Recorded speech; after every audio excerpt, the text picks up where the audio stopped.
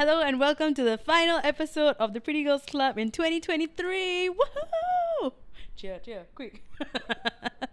I was talking to the dog, man. Anyways, today we have a special co-host, which is this little puppy that I'm fostering. And she was crying, so we took her out and now she's on my lap and she's not crying. So you could say she loves me. But anyways, this is the final episode of 2023. So as you can tell from the title, in this episode we are going to be speaking about my double D's. You might be wondering, what is there to say? You know, it's there, it's in our faces. What more can I possibly do? But actually, there are two very big things that I want to address. So the double D's that I want to talk about today is the fact that I have both depression and diabetes. Why so dramatic? For what? I don't know. But anyways, if you are listening to this episode and not watching it, then honestly, what are you doing? So watch it on Spotify or YouTube or anywhere else that I can upload a video. And you will see this very cute puppy on me as we get into everything that I just revealed. So yeah, this year has been quite a bit because I figured out this was the year of me finding out that I had both those things that I just talked about. Before we get into the two big things, maybe we can just talk about this season of the Pretty Girls Club in general and how just my thoughts since we are coming to the end of 2023. So I'm really glad I finally started the podcast again and like got it back started and was pretty consistent. But then the end of the year, it was a little bit like difficult to keep up with the episodes. To be super honest, it was also because it was just a lot going on and I wanted to be able to comfortably keep up with the episode, you know, in terms of just schedule and consistency and finances also. And it got to a point where it was a bit difficult too. So I didn't want to like force it, and I didn't want to just like, okay, you know what, I have to do an episode every week and then force myself to do it even though it wasn't ideal, like the circumstances weren't ideal lah. So yeah, that's why it took a little bit of like a random break here and there, but I'm glad I still try to keep it as consistent as I possibly could. So this will be the final episode of the year, and I do want to talk about these two big things that I kind of addressed and figured out, and my journey, I guess, dealing with these two things in 2023, because this was the year it happened. And yeah, I'm really proud of myself for doing this podcast. So thank you for listening. If you guys have been listening from like Chimey Beach days also, thank you for that. But if you're new and you just started listening to Pretty Girls Club, then hello and welcome. We will still be making episodes in 2024, and we are planning to like always try and make it better and more fun for everyone involved. So we are always looking to just like, how can we, like, what can we do differently, or how can we like make this more like just more fun? Because we are having fun, but we just want to make it more exciting process, because right now it's still like I'm doing many big episodes, but I still want to figure out a way for me to do shorter form episodes and just talk about way more ridiculous things and not necessarily like big, like daunting topics every single episode, because I feel like that's generally what I choose to talk about on my podcast, but I just want to make it more chaotic and silly lah, to be honest. So that's the vibe that I'm going for in 2024. So I did my like Spotify Wrapped thing, and I saw the stats of like my podcast listeners. So thank you guys for listening, and for listening from all over the world as well, not just Singapore, and for sharing the episodes, and also for liking all the ridiculous episodes that I also had the most fun filming, like the Relationship X episode, and also the episode where we talked about cheating assholes. Clearly too many people could relate, so unfortunately that episode did really well. But let me know what else you guys want to see me talk about, and who else you might want to see on the podcast as well, like any of my friends that you have seen and love. Just let me know and we'll make it happen. So that's the vibe for 2024. More fun, chaotic, ridiculous episodes. So anything and everything, just comment and let me know. Okay, so now to get into what I want to talk about for this episode. So this year, I feel like a big thing that I did for myself was to finally get my shit together. Okay, so do I have my shit together? Honestly, no. But did I try my best this year? Yes. So I feel like one big thing I did for myself in 2023 was definitely get a better hold of my mental and physical health. And by that, I mean finally seeking like the right kind of help. And I've been quite open about my journey with PCOS and my struggles with it, and just figuring out like what worked for me. And honestly, I've been very open about how I have not figured out what worked for me. And I mean that in terms of like just medication, you know, getting a hold of like even foods in my diet, and like what possibly helps me or is making my condition worse. And what kind of PCOS I even have, which is insulin resistance, and all the very horrible like doctor experiences that I've had that have just made my condition and my mental health worse in this process of dealing with my PCOS. And just for years, not knowing exactly what was wrong with me and how I could actually solve this problem or manage it better. So it's been a very, very like mentally exhausting and frustrating journey, as I'm sure a lot of people out there with PCOS can relate to, unfortunately. But yeah, that has been quite a struggle. So this year was the year that I have shared quite publicly online that, I finally started going for Pilates. I finally found a form of exercise that I enjoy, that works well for my body. And what triggered me to also start was I've had so many conversations with so many people about my PCOS, and one big conversation I had at the start of this year was actually with a naturopath. So shout out to Maya from Moon, because she put me in touch with Lucy, who's a naturopath who I spoke to on Zoom, and we just had a really long conversation where she shared with me so many like amazing pieces of advice. And one big thing that I took away from it was that she told me slow weighted workouts are the way to go. And that exact term was something that I saw online as well. So like PCOS nutritionists on TikTok, they will always share things like, you should be doing slow weighted workouts. Don't do high intensity stuff. Don't do cardio. And I'm like, doesn't make sense to me. I don't understand it. And I don't know where to begin, because I cannot bring myself to whip out a yoga mat and do home workouts. Like, just, it's that inertia to do it, and that whole like, it's something that I've not unlocked for myself. But I know once I start, I know I can. So yeah, I just needed some form of guidance as to where to begin. My friend Eugenia runs her own Pilates studio, and Eugenia kept asking me to try Pilates. So of course, after having this conversation, I was like, actually Pilates sounds like an appropriate start, a good start. And I know I'll be in the hands of like people who know what they're doing, and I know I'll be comfortable because it's my friend's Pilates studio. So I went into it like, a lot of the anxiety surrounding trying out something new went out the window because of all these different factors. So I was really, really fortunate in that sense, because I honestly cannot tell you if I would have actually took it upon myself to Google for a studio, go find something that's convenient and actually sign up by myself. Like, I don't think I would have done that. So shout out to Eugenia, shout out to all the instructors whose classes I've ever been to. You guys are just so good at what you do and have made that such a like safe space for me.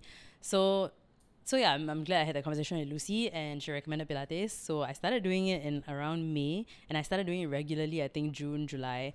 And I have I can confidently say that I finally found something that works well for me and something that I actually enjoy. But not gonna lie, of course, when a lot of people ask me about my Pilates experience, most people who speak to me about it are usually people who fit the same demographic as me. So they're usually like brown females, some of them plus size, some of them within my age group, and they're always like, actually, what is it really like? Is it like how are classes like? Oh, I don't dare to do Pilates because like people like us don't really do things like that. And then I'm just there to just reassure them with my own experience which has been very pleasant. So when I started Pilates, I mean, I'm not going to like sugarcoat it there's really rarely people that look like me in a Pilates class still, but here and there, like I see more people, like because of me also posting about my experience and talking about it, I see more people who look like me and fall in the same like demographic as me, who are actually now they're convinced and they just feel like comfortable enough to want to start. I want to try this for themselves. So it's been quite nice being able to share my journey and seeing how it has also like benefited people around me and the people who follow my content, and even my own personal friends, like shout out Kai Ying, who's behind the camera, who also comes with me for Pilates. And yeah, it's been really, even Shak has joined Pilates, which is just so like insane to me that we are going for Pilates together, and it has been such a pleasant, wholesome experience. So I would highly recommend it. I've shared about it quite extensively on my Instagram, so I have a highlight reel, so definitely go check it out. It's just called Pilates, obviously. So go check it out, and if you guys have questions, like feel free to ask me, because I'm happy to like talk about it more extensively. But that has been something that I did for myself this year. And through Pilates, I actually met someone else in class who I became friends with, and she shared with me her PCOS experience. So she shared with me that when she was really young, she was also prescribed birth control pills, which is something that is like an off-the-shelf medication that doctors prescribe, obviously not with the intention to use as birth control, but to teach your body how to regulate your menstrual cycle so you have a regular period or a semblance of a regular period. So what you do is that you take the birth control pill for 21 days, the same time every day, and you don't take it for 7 days. So that is your 28-day cycle. In those 7 days where you don't take the birth control pills, you are supposed to have your period. So that is you like manually telling your body that, hey, this is your time to bleed. So that's how it's supposed to work. So every time I tell people that you use the pill to regulate your cycle, it's like it's a whole technical thing, and like of course it is a pills come in so many different forms. Like there are so many different brands. There are the mix of two different hormones in certain birth control pills, and sometimes it's just one of the hormones. So there's so much that goes behind birth control pills, and you really need to do your research before taking it, because it also comes with a lot of side effects. Some people have amazing, pleasant experiences with it, and most people I know have really horrible experiences with it. So I was on the pill on and off many years ago when a doctor at a polyclinic prescribed it to me, and I even went to I went to the hospital, I went to see a gynecologist, I went to do all these things because it didn't make sense that my period was as irregular as it used to be.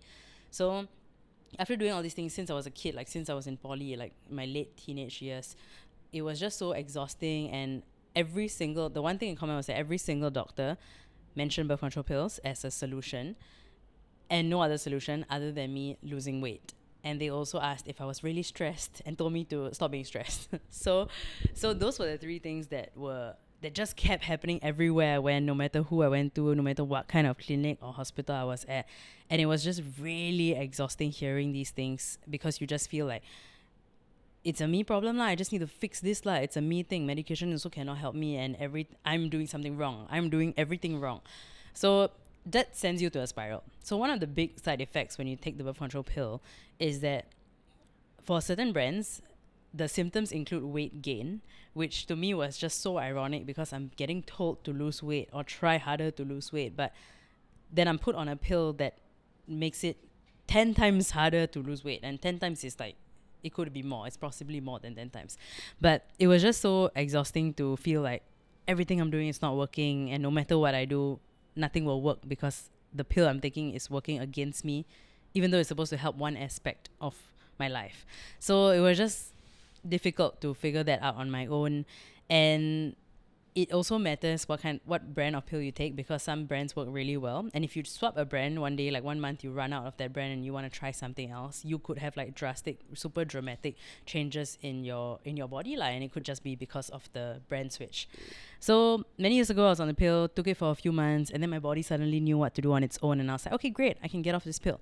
And then same thing happened. A few months later, very irregular cycle, and then I went back on the pill. So I was always on and off it. And I always had this like in the back of my mind, I was always very stressed out of like, I don't know if I should be on this. I don't know if enough research has been done. I don't know if I have spoken to enough people to confidently just take this for long term lah. So I had a lot of anxiety surrounding being on birth control pills. Eventually I got off it, and I was quite like comfortable with, maybe I just have such an irregular period that maybe I don't get it for a month, but suddenly you'll be here. So I was happy with just taking that risk and just seeing whenever my period wanted to show up, let it show up lah. Then fast forward to this year, I was so physically, mentally, like every kind of exhausted you could think of because of how bad my period was. I started this year with a 70-day period, and I literally mean 70 consecutive days. My flow was so heavy that I would prefer to just stay home, because if I went out, that just meant the risk of potentially staining something I sat on. I have bled out in public so many times, and I have stained almost everything I wore. And it just gets to a point where it's just so tight. It's exhausting to just exist. And you know something is really wrong with your body, but you still don't know what it is. And you still don't know, like, what could I be possibly doing that's so wrong here that nobody has figured out.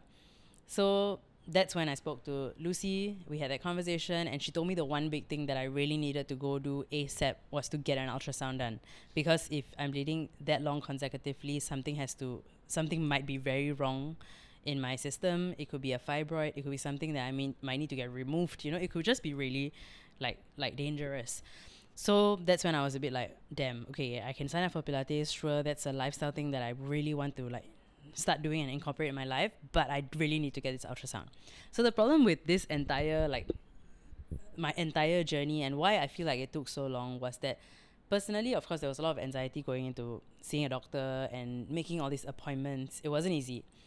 But another big thing was financially. I knew it was going to take a toll on me, and I was not ready for I wasn't ready to just like, fork out a huge lump sum of money and be like, you know what, let's just go to a specialist. Just go somewhere else. Let's go to a private hospital. Let's do these things where I don't have to worry about waiting time. I don't have to worry about doctors just possibly being dismissive. And I could just basically get my money's worth lah, and I couldn't comfortably afford that. So I always took the polyclinic route, which is, as a Singaporean, is obviously the most cheapest, most accessible way to go see a doctor. And for me, that made the most sense. So even to get an ultrasound, I did not even consider like, hey, you know what, let me just go to a gynecologist, let me just book an ultrasound appointment and get my results ASAP. I still went the polyclinic route, which is a mistake and something I definitely regret to an extent. But I don't know, it was part of my journey, and maybe I needed to do it to get to where I am now also. But I did it, and through the polyclinic, I had to wait like over a month or 2 months for an appointment at another polyclinic that wasn't even near me. Went somewhere else just to get an ultrasound appointment. You don't get your results on the day off. I don't know if it's normal for you too, but it's just an ultrasound appointment. So I had to then book another appointment with my polyclinic near my house to do an ultrasound review. So it was like 3 separate appointments just to get an ultrasound and then get it reviewed and see my results. So I have very shit luck. So I was blessed with a male doctor, and I went in. I mean, no hate lah, because I'm sure there are really amazing male gynecologists out there, but I'm talking about a polyclinic doctor, not a gynecologist. And I went in. It was so infuriating. My first appointment, when I talked about all my issues, and obviously I got prescribed birth control pills. And I even asked, because the brand that I was put on was a brand I've never tried before. So I explicitly asked, like, are there any specific side effects for this brand, or what's the most common side effect for this brand? And this man looked me dead in the eye and said, the usual. And I'm like, you cannot tell me the usual when you literally don't have a uterus. Like, how come you can tell me the usual? Like, you can only tell me that if this is something you have experienced. And I mean, it was safe to say this is something this man had not experienced before lah. So it was just very like, wow, come on, man. And what like made this entire experience a million times worse was, after getting on that pill, I was in probably the worst mental state that I have been, easily in my top 5 worst ever mental states in my whole life. And it was so bad that the spirals that I had, and that is a side effect of birth control pills. So it messes with your mental health, the mood swing, the PMS, the everything surrounding your emotions. It's just so like, you just are completely unhinged. And like I said, this is not representative of everybody's experience, but it is of mine. And I was going through hell. It was really bad. So the month of June was very, very, very tough. I was on the pill 2023, June and July. It was so bad. And I remember having like really, really bad outbursts. And I was talking to Kai Ying actually, and Kai Ying is the one who reminded me that I was on the pill. So it was so normal to just like I had so many bad days in a row that it just felt so normal, and it felt like nothing was out of like the blue. And one day as we were talking, she was like, wait, didn't you start taking the pill this month? And that was like all the clarity I needed. That was literally all I needed to hear, because I mean, Chang is one of my closest female friends. So like, obviously as a fellow like woman, she obviously remembered the side effects of the pill and what being on the pill meant and how that could affect people. So that's something I totally needed to hear that I completely forgot. And I was like, damn, thank you for saying this, because I just attributed this to me and all the faults within myself. And this is a me problem. It's not anybody else problem. And I'm doing this to myself. Something is wrong with me.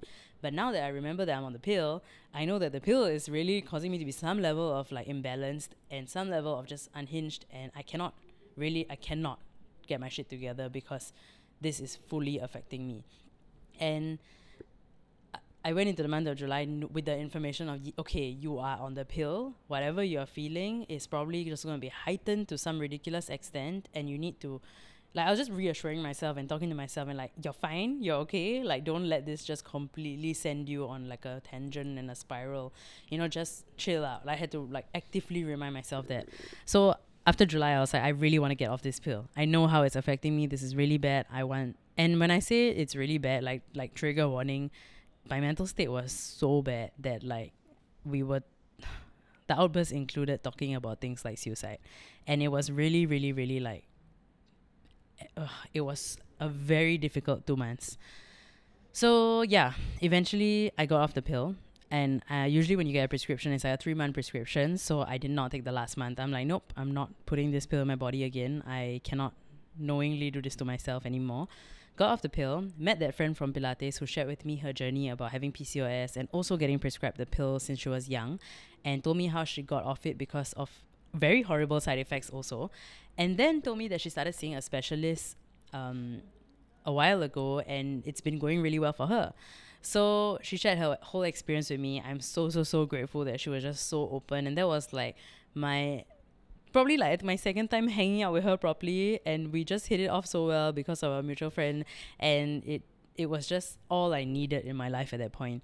So I took her recommendation, her doctor's recommendation and her advice. I booked an appointment with a specialist. So the specialist is actually an endocrinologist. So endocrine health is something that, like, go read up about it if you've never heard this word before.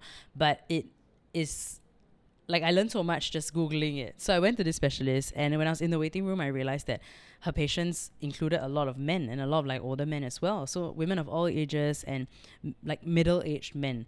And then I Googled one day, I was like, what does an endocrinologist do? Because I'm like, I know I'm here and I know she's going to help me. And I know whatever I'm dealing with, like, she's equipped with the skills to help me. But I'm like, why are men here? Because in my mind, I'm like, is this a female-centric thing? And I just didn't know, right? I was clueless. So I Googled it, which is what most people online should do, you know, instead of telling people that they're dumb. So yeah, I Googled it and I realized that endocrine health obviously includes a lot of things related to like your hormones. It's a very specific practice. So when I went there and I realized that I know my hormones are just fully out of like crazy, and there was also a lot of like endocrine health also includes things like your glucose levels, your sugar levels, and these things. So I was like, okay, very interesting. I learned a lot of what like my doctor even does there. So when I went in for my appointment, this was literally the first doctor in my life that made me feel so safe, so reassured, because she was just so kind to me. And I cannot even express how, if you've had shit experiences with doctors, you will completely know exactly what I'm talking about. And I don't mean horrible experiences like a doctor that was just completely like don't know how to do their job, like terrible. I just mean like general experiences of like no one actually hearing you out enough, everyone some level of blaming you for your health and gaslighting you essentially, and making you feel damn shit about yourself. So it's very rare to leave a doctor's appointment with not ideal news and feel good about yourself or feel like there is hope. But this doctor made me feel like there was so much hope. So if you guys out there have any like similar experiences to what I talk about and everything that I've been dealing with for the last few years and my PCOS journey and everything like that, please like hit me up or DM me, because I'm very happy to like share with you guys more details of my experience and see if like my doctor is someone that I can recommend to you to go to if you're looking for someone especially.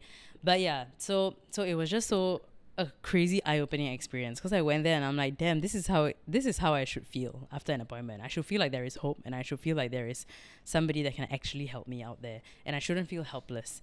So the first thing she did was to ask me for like my lab reports from a few years back. And I went to so many gynecologists, I went to see so many doctors that I had so many lab reports. So I gave her the last like full panel like blood test report that I did at that point was in 2021. So I went to see her this year, right? So basically these reports were from 2 years ago. So I gave her all these details, sent it to her so she could look at everything when she met me for my first ever consult. And are you ready for the kicker? She looked at me and she's like, oh, did you know that you were pre-diabetic 2 years ago?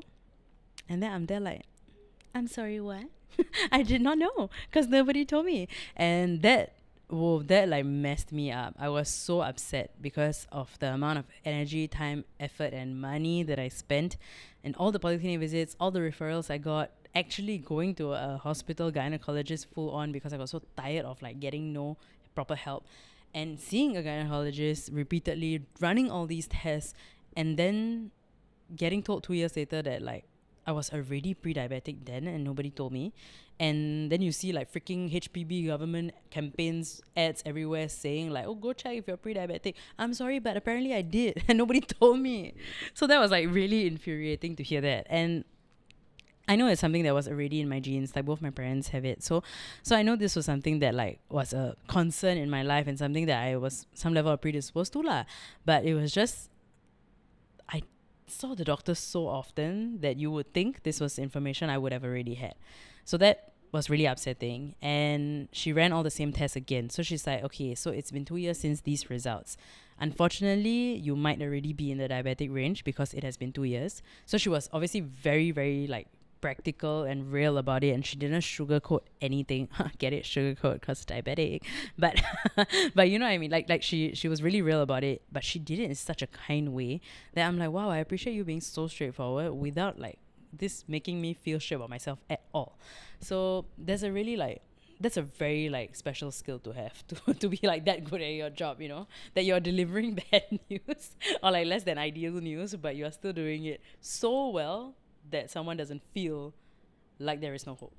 Yeah, so anyways, we ran all the same tests. This included like a fasting glucose test. So you show up early at the clinic, you get your blood tested before eating anything, fasting the night before, and then they give you this really concentrated sugar drink that you have to drink in like a couple of minutes, and then it's the most painful like drink you could ever drink because it's just so sweet that you're in pain because of how sweet it is. I don't know how to explain it, but it's just a lot of sugar. And that's the point last for them to test how quickly your sugar levels rise and whether your body's able to regulate it and stuff like that. So it's really interesting, like learning these things. And then you have to wait. You cannot consume anything else. You just have to wait in the waiting room, and then like an hour later you have to test your blood again to get the results. So I ran those tests, and I also, what else did she test me for? Yeah, it was mainly like my blood glucose levels. So when we went in for the review, she was like, okay, unfortunately you are in the diabetic range. So that's how I found out I am now diabetic. But she went in with a lot of positivity, and she told me that we are still catching this and detecting this very early, that we can try our best to manage all the symptoms and see if we can kind of push you back to the pre-diabetic range, and kind of like manage all your symptoms as well as we possibly can lah. So that's when she kind of told me like all the different medication, all the different like things that I could have done, I could do for myself from here on out. So that was when she also ran a bunch of other tests, and she found out that I was really low in my vitamin D. I wonder why. Shock. Anyway.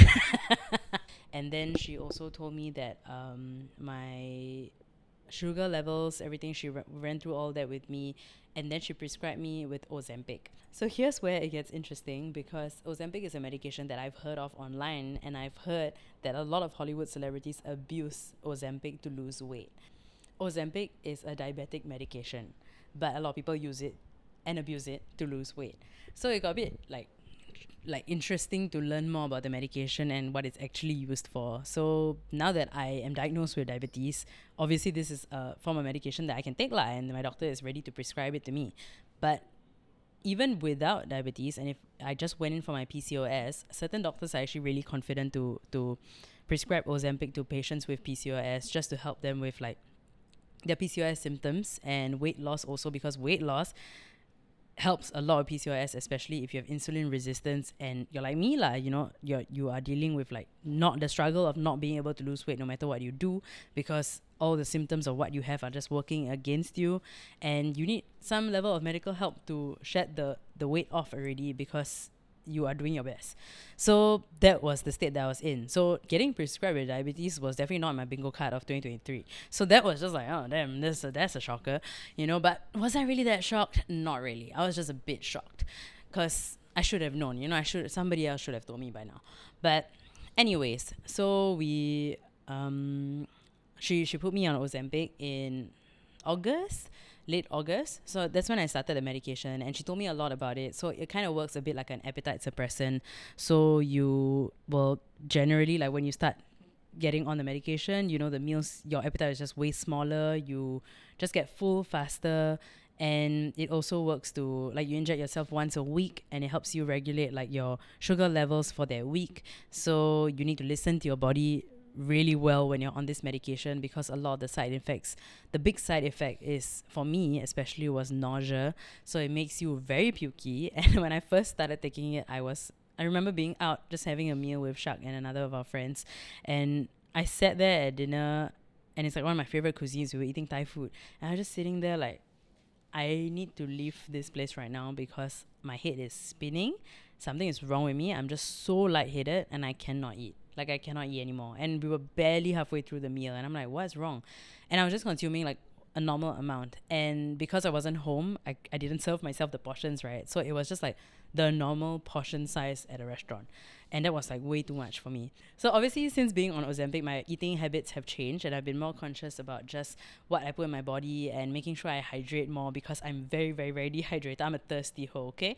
And then things like the vitamin D, getting told that I was like very close to being deficient in that, actively making sure that like, okay, you know what, I need to be out in the sun more. And I didn't even realize that I subconsciously avoided outdoor stuff wherever I could. And yeah, my eating habits and stuff, I still eat sugar. It is not something that I have to completely cut off. It is not something where I have to drastically be like, I cannot consume, like I need to count my calories, I need to count how much sugar I take in a week. Like, I don't do things like that because I don't think that is a healthy way to live. And I need to be realistic, because at some point I'm going to get off medication and I need to be able to maintain whatever I'm doing. So when I'm off Ozempic, I can still maintain this diet and whatever I'm doing now. I think I've approached this diagnosis and my changes in my life really, really well. So I'm quite proud of myself there. And another thing that I did was to significantly cut down the amount of rice I ate. I very fortunately come from a brown family where my mom cooks a lot of brown people food, aka Indian food, which comprises of a lot of rice. And rice was always the main staple with a lot of like side dishes. And I was always like, oh, but I can't really eat a curry thing without rice. You know, like, it's weird. I don't want to not eat rice. I can't completely cut out rice. But then once I saw the doctor and I needed to make all these changes, I immediately, like, one big thing that I did was replace rice with chapati, or even like frozen prata. And that was something so readily, easily like available everywhere. So it was so easy to I ate so much chapati in like the first month. And then I was like, actually, I can eat rice. I just need to eat lesser rice.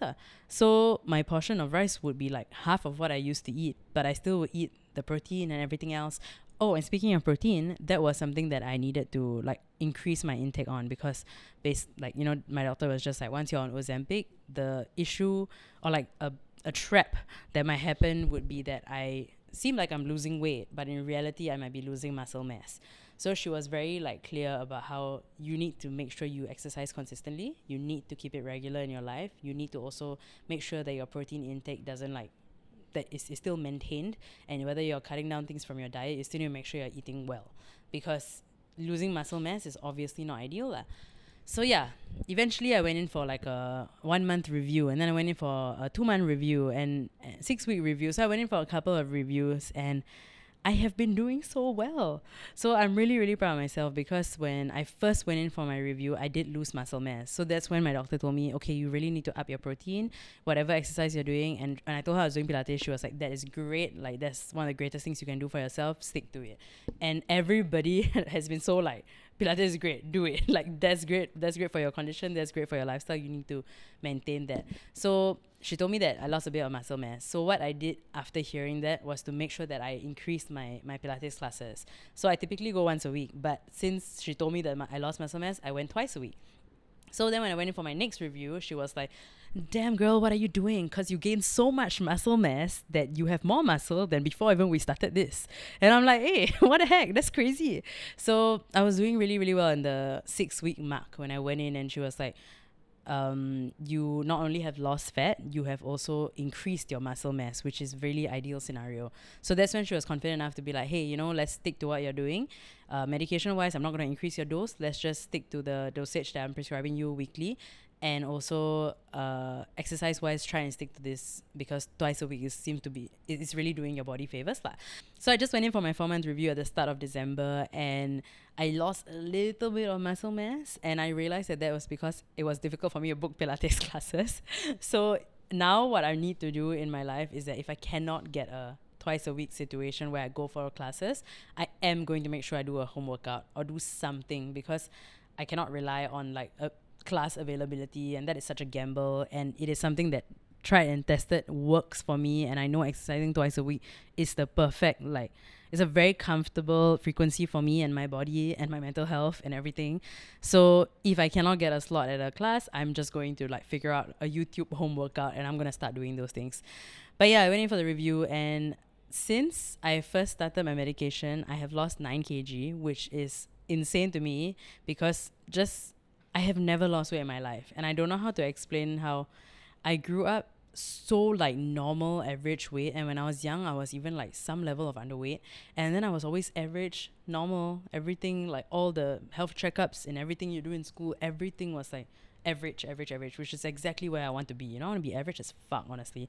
But anyways, can't help it that I'm just extraordinary. So I'm really, really grateful for the recommendation that I got. Really grateful that I had it in myself to also just take that leap and just go, and had the support of everyone around me. And Shak has been there at every single doctor's appointment with me. I am so grateful. Like literally every time my doctor's like, oh, okay, it looks like you've lost weight. And then Shak is literally there beside me like, wow. And then he's high-fiving me. It's like, and then when the doctor's telling me like, you're doing really well. And then he's like, yeah, you're doing well. Like he's literally doing that in the doctor's appointment. And then the doctor's just chuckling. Yeah, like, it's the cutest thing.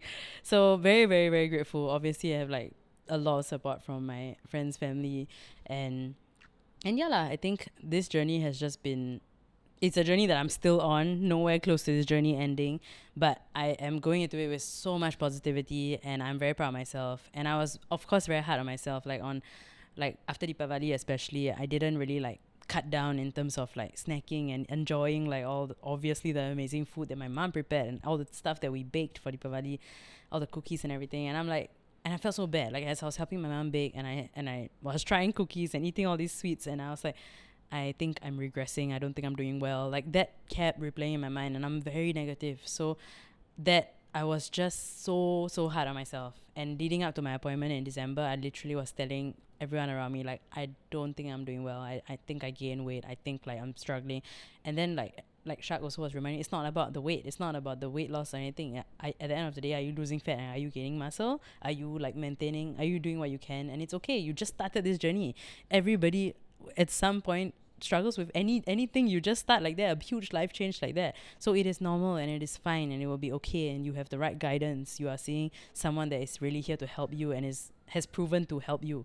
So yes, this journey has been very interesting. But yeah, the next D of the double D that I want to, why I gotta hold my boob. But anyways, the next D that I want to talk about is actually my depression. So this is another really long story, but let me just give you the main parts that you need to know and the main things that I really want to share with you guys about my experience. So naturally, when I talked about all this medical stuff and dealing with my health issues like for the longest time, that has just been one big thing in my life that has been taking a huge toll on my mental health just for years. So that's just something that I've been dealing with on the back of my mind all the time, think about it every other day and struggle with it, and has naturally added to some level of unhealthy mental state lah. So for a very long time, I've considered going for therapy. This has been a conversation that has come up with a lot of my friends, with Shak, with just so many people that I work with, and I talk about these big things about, and I do so much content, talk about mental health, talk about like, taking care of yourself, mental health month, like, talk about so many of these things that I'm around these conversations a lot. And I know I knew I was always someone that would benefit from therapy, but there was a lot of, similarly to seeing a specialist for my physical health, there was a lot of inertia to just do something about it and to actually do my research and sign up for an appointment. And I always just said like, where do I begin? I don't know where to begin. I don't know what to do. But it was really as straightforward as asking a friend for a recommendation or just Googling it and learning about like my options. So I had extensive conversations with so many people, and eventually one day I had dinner at a friend's house. Shak and I went over for dinner with some friends, and we talked all night about so many things. And my friends are like, they are amazing people who just had like, they are friends who just have your best interests at heart. So they were just so like kind, and after we hung out all night, a few days later, like one of my friends texted and they were like, actually would you want a recommendation? I have a lot of like therapy clinics, I have a lot of people that I can recommend to you that I think you could really benefit from speaking to. And like, don't worry, all the concerns that you've shared with us, I think these people will be good for you and stuff like that. So one big concern that I had when it came to actually going for therapy was, it's such a stupid first world problem, but I mean, not to belittle my actual concern lah, I didn't know if confidentiality would really be respected. So I had so much anxiety going into it, because I was like, what if this person knows me like from the internet? What if this person hates me, loves me? What if they just went in with a really strong opinion and they were not like a like an objective person that I could speak to, which I think is really necessary when you are going in and pouring your heart and soul out to a therapist. So that was a big concern that I had, which I know like the average person, the average Singaporean does not need to consider lah. So it felt very unrelatable, and I felt really like silly to even talk about it and to be like, oh, it's damn lame. What if this person recognize me? Then like I don't dare to go. Then what a stupid first world problem. Then I just talked myself out of it. So it just wasn't really healthy. But I'm very grateful my friend when it came in with the recommendation. And the next big reason why I did not even consider it, and I was like, yeah, there's no way in hell I'm doing therapy, was because of how insanely expensive it is. So there are a lot of affordable options out there for sure, but my friend recommended me someone who was like a senior psychologist in a clinic. So the price point of it was, if I can be super frank about it, it's really not cheap. Like there have been months where I've already had to like cancel appointments because I cannot afford to spend this money this month. So it's not cheap, and in my mind I was like, why am I not looking at more affordable options? But I decided to just take the leap and book that first appointment. And I went back and forth with my friend a lot of times to say like, this is really expensive, this is not really practical, because I don't want it to come to a point where I have to keep cancelling my appointments, and I want it to be comfortable where I'm assured like okay, I can afford this and I can go at least once a month, and I can go if I need it more than once a month, then I can afford it. I wanted to be comfortable doing something like this, and I'm always some level of perpetually worried about finances. So to me, it was always something that was never really very affordable, but I did finally like cave, and I was very convinced, and I knew that I really could benefit from this. And to be super frank, like the trigger point that made me just be like, you know what, I have to book an appointment, was actually the fact that I saw the toll my mental health was taking on the people around me. And I started to see how, like, I mean, earlier on I mentioned in June, July, my mental health was in a really bad state, because that's when I also swapped birth control pills, and I was just in a really, really very perpetually like imbalanced state. It was just really bad. And that was around the same period I went for my first therapy session. So yeah, I was really convinced to like, you know what, I need to book an appointment, because I started to finally see the toll it was taking on like someone who was my main support system, which is Shak. And I saw how this person has constantly showed up and been there for me, and like is trying his absolute best to support me. But I started to see how difficult it was to support me, and he never made me feel like it's difficult, or I was like too much. But when you are a self-aware person, you think about these things lah, right?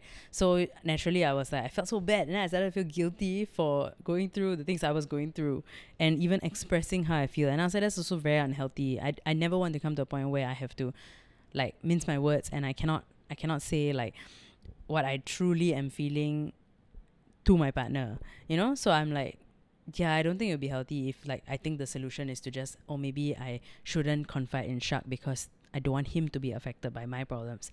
So yeah, I didn't think that was the right way to go. So yes, I'm very grateful that I spoke to my friends, got their recommendation, finally booked my first appointment. And after my first appointment, I got very, very lucky, because I knew my therapist was the right fit from the first session. And I know some people need to like try different options. They need to try multiple like different like a therapist to see, who they click with the best, who they vibe with the best, who they feel the most comfortable and open with, and who is the most right for them lah, right? So I can't really speak on that experience, because I didn't try with anyone else. And I went to see my therapist, and the first session I felt a huge weight just lifted off my shoulders, and I just felt so comfortable speaking to her. I felt so like, it felt so right. And when you know lah, it's one of those things. So for me, when I left the session, I was like, damn, what have I been missing my whole life? And I felt so relieved. I felt so comfortable. I was actually looking forward to my next session, and that's when I knew that, okay, this seems like the right fit. When it came to keeping the sessions consistent, my biggest struggle was the finances. So yeah, I asked her, and she said it would be nice to, because I'm a new client, this is a new relationship that we have. So she said, maybe at the start I can try and stack a couple of appointments. At the start, maybe I can see her a bit more frequently, but the goal is to of course see her it does not have to be multiple times a month. It can even be something that's just once a month. It could also be something that is as and when I deem necessary. It does not have to be like, we don't have to set a frequency in advance. So I'm like, okay, I do like that. That's pretty open. But at the start, I was prepared to like, okay, fine. If I need to like stack my sessions, if we can like build this relationship, and give you all the context I need to give you about my life, tell you everything you need to know for this, like, for this to work for me well and effectively, then yeah, of course I'll take her advice and I'll try my best to come in for sessions as and when I can and up the frequency at the start lah. So I did that and it was really, really beneficial. I learned a lot of different like concepts and just like very technical, theoretical, like therapy stuff that I needed to know to understand things like my inner child and understand what I needed in certain situations. And I learned a lot about myself going for therapy, which has been very nice, very eye opening. And like my favorite person in the world is actually me. So like I got to know myself better. Great. As it's really not, I'm joking. But but yes, learning about yourself through just being completely vulnerable is just a very eye opening and pleasant experience. And it just felt, feeling heard and reassured and understood is also all very nice feelings that I think in general we just lack, and it's what I needed lah. And I know I'm someone who needs a lot of reassurance, so sometimes you know exactly what you need to hear and you know exactly what you need to do, but it's very different when it comes from someone else, and someone being like an external force, an external party, and someone who's not like personally invested in your life or directly involved in this situation or outcome of this situation. Hearing them say certain things that you already know, it's like sometimes you're too close to the situation, right? And then you can only give your friend so much advice because they will not take it when they hear it from you. But then some rando will tell them and then they'll be like, oh yeah, I didn't see it that way. It's that same logic. And I started to notice that and I was like, damn, hearing this from someone else was really important, and I needed to. And I also needed to feel like I wasn't just going insane, because in a lot of circumstances and situations in my life, I just felt so alone and so misunderstood and just so like, it's a me problem lor, which is what I did for the medical aspect of my life as well. It's a me problem. It can't possibly be this. It's me. It's always me. And that self-hate and that blaming was just something that I trying my best to not do as much anymore. And naturally, like when you start, I don't know if this is like a normal process because I don't know a lot of people, like I don't know about a lot of people's therapy journey and how it started for them, but I was given like a bunch of questionnaires to do at the start. So like there were a whole bunch of things. One was just specifically about any like adverse childhood like experiences or trauma, anything that I answer a questionnaire based off my life for the first 18 years of my life, and if any of these things happened, just to indicate it in a questionnaire. Another one was like to determine like my stress, anxiety levels and depression levels and everything. So one big thing that came up in the earlier sessions when I did all these questionnaires and everything was that everything was a little bit in the red zone. So I think my anxiety levels were moderate, which I was like, okay, damn, that's not bad. And then my stress levels were the next tier of like worse. Forgot what it was.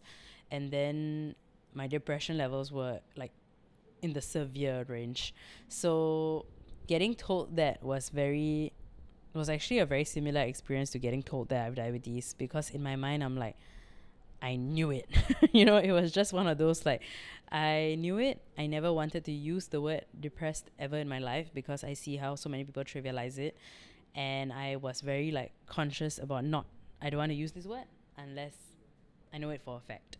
And I don't want to say I'm depressed, even though I think all signs point to it, even though I think this is what I'm experiencing, even though I read stuff online and I'm like, I think I check all these boxes, but I don't want to anyhow self-diagnose lah. You know what I mean? Like, you just don't want to use terms like this that you see people throw around so loosely nowadays, and you see people like, oh my god, they ran out of bubble tea, I'm depressed, like some stupid people saying some dumb shit online, and then you're just like, okay, that is not depression, sis. That is an addiction. You have a problem. Maybe you have diabetes. Who knows? So yeah, it's just one of those things lah. And I was always very cautious about not using the term, but after getting told that, I was like, damn, I kind of knew it all along, and it was very reassuring to hear. And it made me feel very, I don't know how to phrase this. It made me feel very like secure with myself in my mind, because it just felt like I felt very validated. And that's a very important feeling that I know I don't necessarily feel a lot in my own life, and I it's a good feeling and it's a nice feeling. And like I said, like reassurance, validation, feeling heard and understood is really something that I know I can really benefit from in my life. So that was really helpful. So yeah, I've been to a couple of sessions now. I have been trying to go regularly, but like I said, it's not something that I can afford very comfortably. So I've unfortunately already had to like cancel sessions because it's just something I could not afford in the month of November. But November was like a big month, and I could have really benefited from going to a session. So I just went for one like earlier this week, and it was really really helpful. There's so many like concepts and things that you experience and you feel in your everyday life, but you just don't know the words and you don't know how to like put it in a sentence, you know. And I think for me, my therapy sessions have really helped me to like verbalize a lot of these things and just know that it's a very like real experience, and to manage like a lot of like my emotions and a lot of these things that I go through like better, and just myself and my mental health better. So when I took another questionnaire that my therapist gave me, it was these two things came up in the results lah. And one thing was that it came up that I'm a very very like negative and pessimistic person, which I already knew, but same thing, hearing it was just like, damn, it's that bad, huh? Another thing that came up really high was my self-sacrifice. So self-sacrifice is literally exactly what that term is lah. It just means that I believe that other people's needs are more important, and I will always put mine down lah, and I'll always put mine on a way like low level on this priority scale because everyone else is more important in this situation. And that also means you self-sacrifice. So that means you in your actions in your everyday life, you will do whatever it takes to make sure the needs of someone else is met before your own. And when you keep doing that to yourself, your needs will never get met, and you will ultimately in the long run suffer from it lah. And it's not healthy to live that way. So that's something I'm trying to manage a lot better. And when maybe some incidents come up, or like there's a big like an incident or an argument or something negative in my life that comes up like that, I start to like, when I think about it and break it down, I'm like, damn, I only reacted in that way in that situation because I'm subconsciously putting someone else's needs first, and I don't even realize that.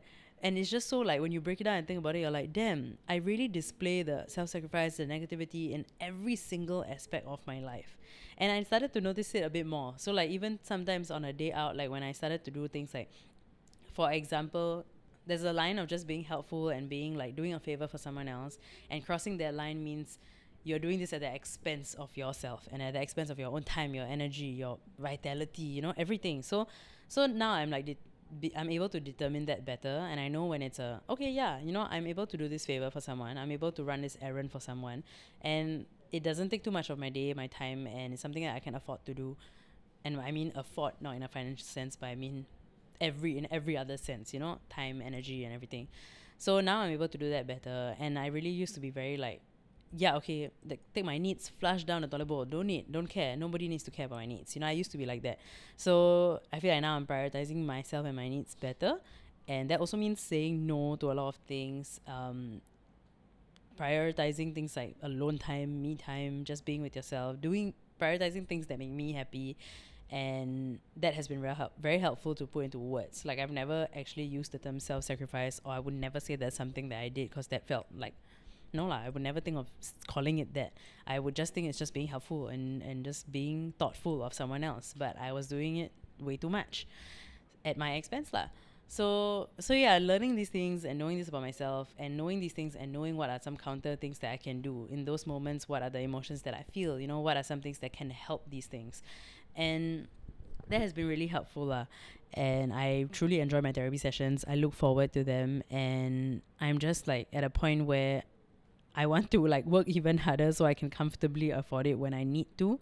And of course, if it comes to a point where I really can't afford it, then I would need to like do something about it, or possibly consider, you know, finding a cheaper alternative, which I highly recommend, because I know there are a lot of alternatives out there, especially like if you, I think certain schools also offer like student counseling, student like therapy in many different forms, or like within the school compound itself, you can actually sign up for therapy. And I know that there are counselors out there who go at way more affordable rates. So don't like hear this and just hear that therapy is expensive, because I'm once again talking about my experience. And I got really fortunate that I met someone that I think has been quite life changing for me just in the last few months, and someone who I think is damn good at their job. So I am very like, I really want to try my best to stick to it and stick to this same therapist, because I really enjoy my sessions. And I hope you guys out there, if you've been considering therapy, I hope this has inspired you to take that leap, try. Maybe if you know friends who are already going for therapy, speak to them, speak about if they're comfortable to share about their experience, ask them about it, ask them about, what are some options out there, or can you maybe speak to someone else within the same clinic, that might be a bit more affordable, which are all options that I think that you guys should go like find out about, go Google, go speak to the people in your life who already go for therapy and learn more about the process, because I know a lot of people can benefit from it, and I know how much I've benefited from it. And I think that is just one big thing on my list of I did not expect to do in 2023 that I did, and I'm damn proud of myself for doing. So wow. So yes, if you're considering, I hope this has convinced you to at least attempt or start the process of doing your research to how you can begin therapy. And I also know that it's a luxury to even be able to afford something like this. I know that sometimes it is really not an option. So I know that there are online therapy options also that might be cheaper, but even if it's not therapy is speaking to someone one-on-one. I know that there could be possibly just resources online that you can read up on, and books that you can, self-help books that might really help in these moments. And actually one of my like therapy session homework was to read a couple of chapters of this book, and it helped me like understand these different concepts and all these case studies with like actual people, and how these different like things like self-sacrifice, how it's displayed differently in different people, how it actually looks when you do something like that but you don't actively think about it. It's like one of those things that someone else needs to call you out on this behavior, then you realize that, oh yeah, actually I sacrifice too much, actually yeah, I'm damn negative, which I needed like someone else to say. And then I'm like, you're right. Like, and it's so funny because of the work that I do and how I appear on the internet. I'm just this delusional, psychotic, pretty please character that is just so over the top and Singapore stop everything, that I think that people are just like, I don't know why, but I think I come off as very optimistic, which is so funny because I'm not. I'm like really, really, really not. And so it's also that struggle with like appearing some type of way on the internet and having to like maybe sometimes live up to that role and that character and the expectation that I might have set up for myself that other people expect of me. So it's just been an interesting space to navigate, and yeah, it has been very, very helpful. Very grateful that I did this for myself this year. So that marks the end of our talk about double D1 and double D2. So my depression and my diabetes. So yes, I feel like I've finally gotten a hold of my life to an extent, of course. And at any point, this hold can be loosened and I can just go unhinged. So I know all the work and the effort and the patience that I need to have, and I need to have with myself, and I need to actively like take these steps that I've been so successfully consistently taking to maintain it. And it's not something that came easy, and that's what she said, but it's not something that has been easy. It is something that was much needed in my life, truly necessary. Extremely grateful for every single person that has been a part of my journey, for both like for all the medical aspects, but mental health and physical stuff. All the recommendations I got from friends, the people that linked me up to the amazing people that I work with, the contacts, everyone in my life that like, if you had a part to play in this, please know that you are crucial to this very life-changing journey, and I'm so grateful for you. And I hope you guys out there listening, I hope this has inspired you to even like ask your friend about their experience if they're dealing with things like this. If you're dealing with something similar, have that conversation. You don't know how much good could come out from it, even just as like a listening ear, or as a support system for your friend who might be dealing with something. Or if you're dealing with the same thing, the resources that you can learn and the practices and the things that you can benefit from how they have approached their journey. So yeah, I hope this has inspired you to get a better hold of your mental and physical health as well. And if you already like do these things, you have already been in a comfortable space where you are you have already gotten to this stage of your life where you do have a good hold on it, then I'm very happy for you, because I know how important that is and I know how beneficial that is. So thank you for listening and watching this episode. I hope you guys have a great rest of your year. But before the year ends, kring kring! Oh no, the phone's ringing and my back hurts. Walao, like some auntie trying to pick up phone like that. Hello? It is time for your unsolicited advice of the week. Well, honestly, bitch, if you listen to this whole episode, I feel like this whole episode was so unsolicited advice. But okay, I mean, realistically, I would say, sorry, the line hang up really, I pick up again.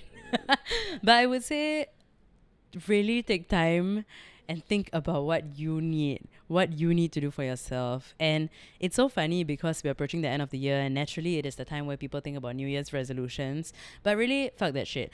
Just think about what you need at any point of the year, so you can make resolution on. You can wake up one day and be like, I want to do this for myself. Then also can. Don't wait until 1st January and then like, oh, maybe this will be the year that I start exercising. Maybe this will be the year that I see the doctor.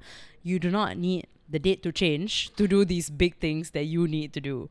So do it today, do it tomorrow, do it yesterday. Should have done it yesterday, bitch. But anyways, just do it whenever makes sense for you, whenever you can afford something, whenever, and I mean that once again, time, energy, financially, whenever you have the capacity to address something going on in your life, do it, because you will really, really drastically benefit from it. And when you feel like it's time to take hold of it and do it, that's when you will do it right, I feel, because you can only like take so much advice from everyone around you, and if everyone's just pestering you to do something and you just force yourself into doing it even though you don't want to, it will not be a nice, pleasant experience. But then again, these things are not easy. It's not supposed to be nice and pleasant all the time. It is going to be some level of difficult and tricky, but you will get through it, because at the end of the day, your intention is to just come in here, do something that is right for you, makes sense for you, and is supposed to benefit you. And prioritize yourself in this process, because it is not easy, especially when it comes to like health, when we're talking about stuff surrounding mental or physical health. So make that move. If you've been considering speaking to someone, try it, attempt it, try different options out there that work within your financial means as well. And start by talking to a friend, because that is the free means that you should do. Please speak to someone around you. That is like the most important thing. If you're struggling with your mental health especially, reach out and know that like you are not alone, and people really, really care about you and like want to hear what you have to say. Just make that step and reach out. And like physical health wise, don't wait for 1st of Jan. Do it whenever. It can be the 2nd of Jan also can, But yeah, just do it whenever makes sense for you, and speak to the people around you. Read like threads online about people who go through the same like medical condition, because there's so much advice on the internet, and reading up about like the medication that you might be prescribed and doing your research before getting into these things. Don't just follow what celebrities do blindly. When have they ever done the right thing? Oh my gosh, like please, nobody does the right thing. So just like don't blindly follow like trends and things online when it comes to your health, because it is not one size fits all. It is what works for you, and that's all that matters when it comes to your health. So I hope this was a helpful episode. It's a long ass episode, but thank you for listening to Pretty Girls Club in 2023. I'm very grateful for your support. Kai-Ying and I will be back. She will be behind the camera laughing at all the stupid things I say and editing this episode and all the episodes that you will see for the Pretty Girls Club. And we will come back in 2024 and have more fun than ever, and tell me all the crazy shit you want me to do. I want to do so many ridiculous, silly episodes, and let me know. I'll put like a Q&A thing, so if you're listening on Spotify, feel free to type in what you want to see on the Pretty Girls Club in 2024, and I might just surprise you and do it in 2025 instead. No, I'm kidding. But yes, I will see you on the podcast next year, and enjoy the rest of your year. Goodbye and stay safe.